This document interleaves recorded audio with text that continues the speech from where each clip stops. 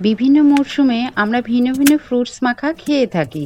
বিশেষ করে রাস্তায় বেরিয়ে সেটা কদবেল মাখা বা আমড়া মাখা বা পেয়ারা মাখা হোক, খেতে কিন্তু বেশ লাগে।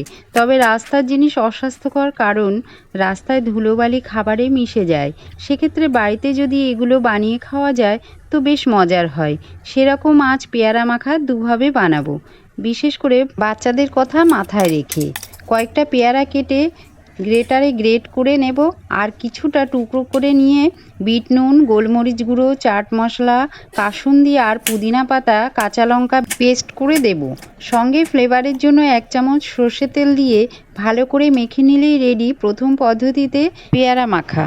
দ্বিতীয় পদ্ধতিতে পেয়ারা টুকরো করে মিক্সিতে দিয়ে সঙ্গে পুদিনা পাতা, কাঁচা লঙ্কা, কাসুন্দি, বিট নুন, চাট মশলা, সর্ষের তেল দিয়ে পেস্ট করে নিলেই তৈরি। খেতে কিন্তু বেশ মজার। ধন্যবাদ।